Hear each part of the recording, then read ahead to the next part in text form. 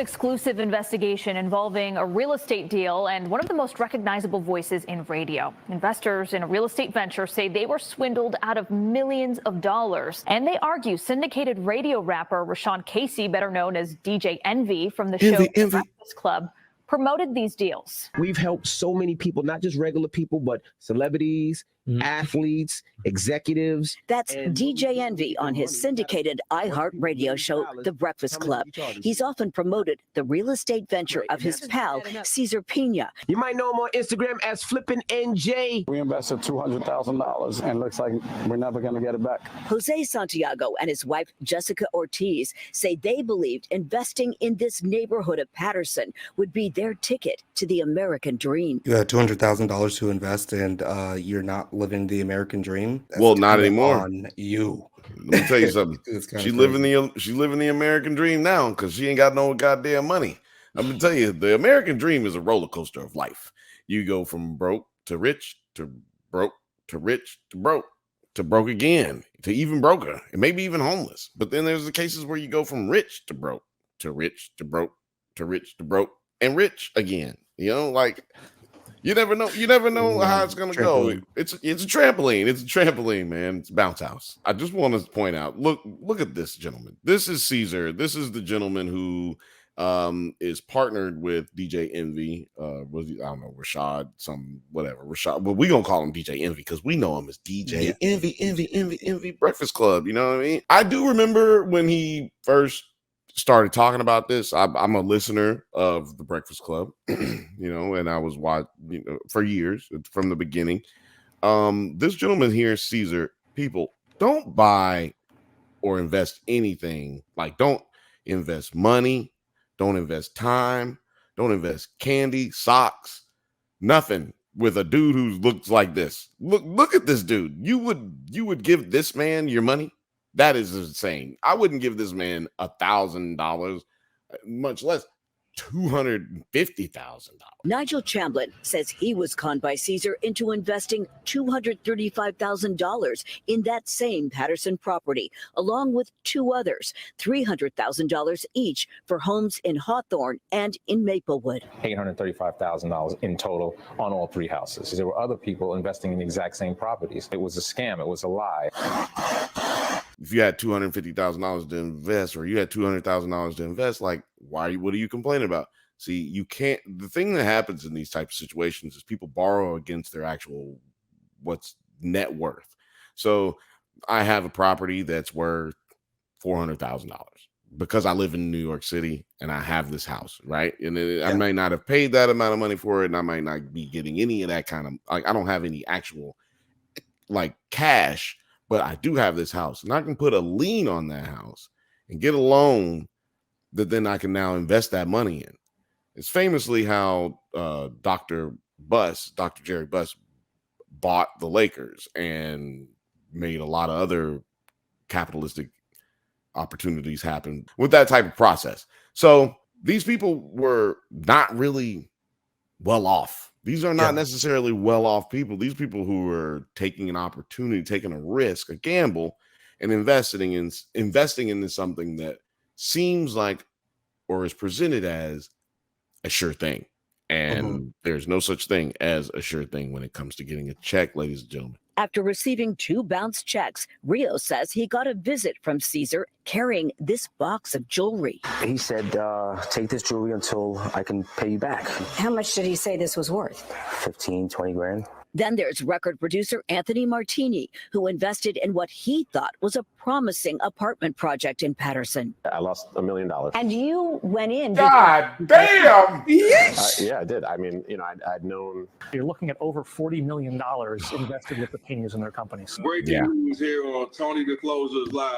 Oh, Tony the Closer. Shout out to Tony the Closer. When alleged victims started appearing on the social media platform of influencer Tony the Closer, a self-proclaimed real estate scam watchdog. I decided to make it where everybody would know the disgusting behavior that they're practicing.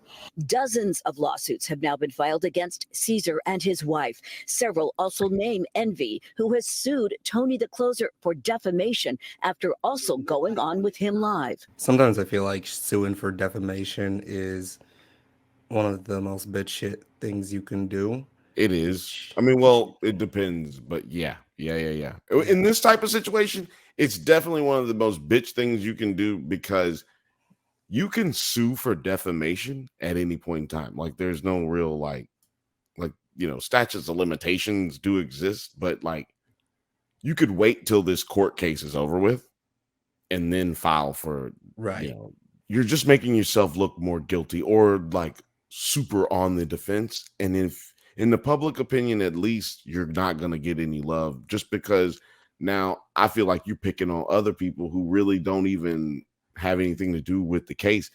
I can't have an opinion on what's happening, even if the closer is wrong about what's taking place as far as Envy's implications in the or his involvement in the crime that is taking place, because this is obviously a crime that is taking place. But if Envy is involved, then just stay quiet. Like, in my opinion, no matter what you have done, no matter if you have done it or you haven't, if you're in a situation like Envy and you're getting ready to go to court, don't talk to anybody. Don't sue anybody. So more often than not, I just see stories about like, oh, that person sued for defamation. They did something that's accurate, Right. Because like that shows you that something's touched them. It made them sensitive. You pushed a button on them. You got them outside of themselves, even though it happened in a legal manner and you didn't end up getting into a physical altercation. Now we have invested this time into going back and forth. Yeah. We got lawyers involved and everything. That is a clear sign that you have some connection to what it is that you're upset about. And I mean, plenty of people have lies told about them all the time, every single day. And guess what? They never take it to court. Right. One of my favorite defamation cases is Bill Maher versus Donald Trump. And Donald Trump sued Bill Maher so Bill Maher went on his show, Real Time, and he said that that Donald Trump's father was a baboon. And because of his toupee and the way his hair is, it was a good joke, right? And Donald Trump took him to court because he said it was defamation for him to say that his father was a baboon.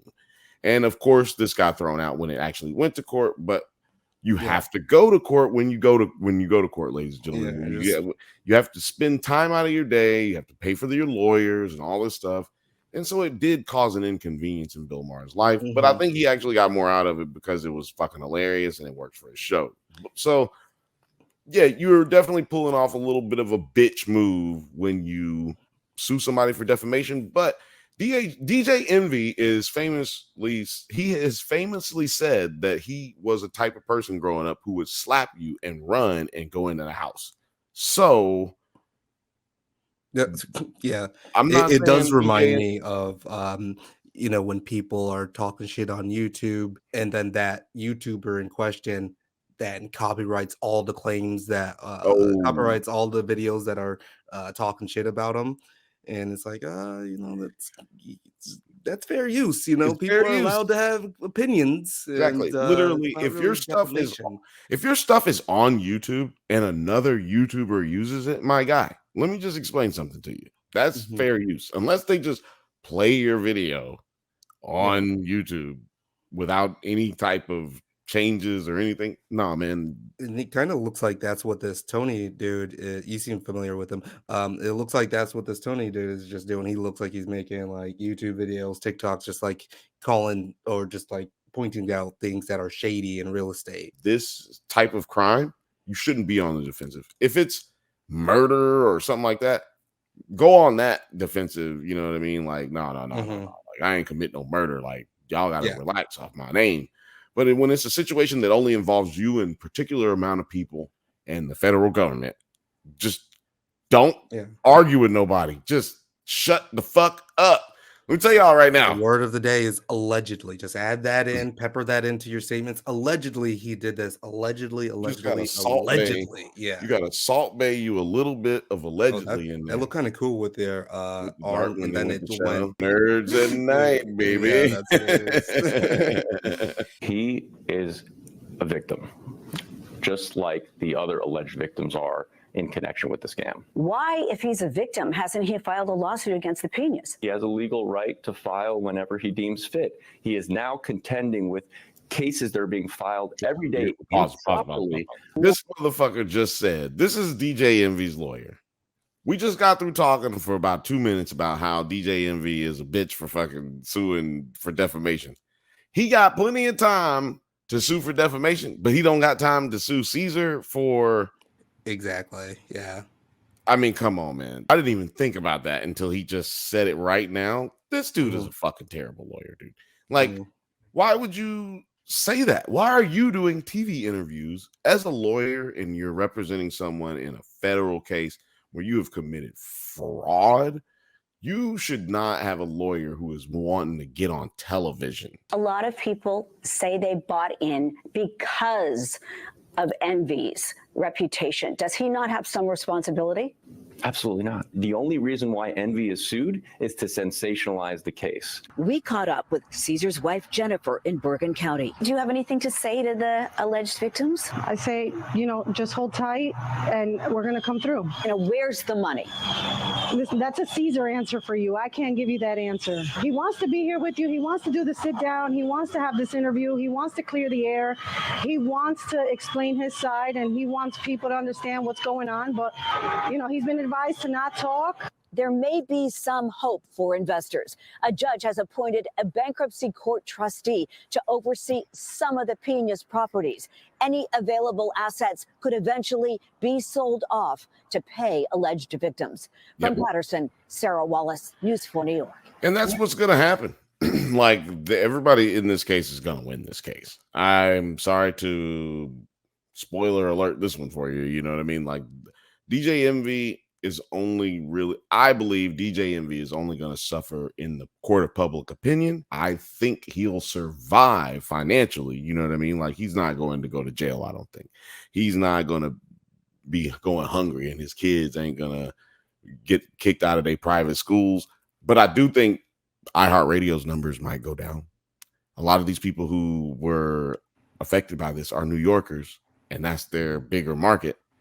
So I do think that this might affect him as a career, not necessarily his bag, you know what I mean? But like his career might. Motherfuckers are never going to listen to any type of financial advice again. Ever. And also he's going to be the butt of every joke. I'm going to tell you right now, there'll be a lot of comedians with DJ Envy. Like, that is hilarious. Like, I mean, his name is DJ Envy and he's giving out shitty financial advice for people that want to come up. Like, the joke writes itself. It writes itself. And also, I was of the opinion when this was all coming out, why would you take real estate information from a DJ? Let me tell you something. I take a lot of information. I take a lot of fucking information in from DJs. I talk about music with DJs. A lot of my best friends are DJs, like real DJs, like been on tour with like MF Doom and fucking Jay Dilla and Atmosphere, all these, like Def Jam. I got friends who real DJs. Guess what? None of them have ever given me any real estate advice. And if they were to, I would not fucking take it. Take it from somebody who is in real estate, who actually don't take it from somebody who's wearing $900 Louis Vuitton sunglasses. That's not what real estate agents do. That's not what they look like. Not taking anything away from anybody who does those types of things or dresses that type of way. That's just not what those people do that you should be listening to. So, if you want to make a song, you talk to Tedros. But if you want to make some money, you talk to somebody who knows finance. You know what I mean? Absolutely.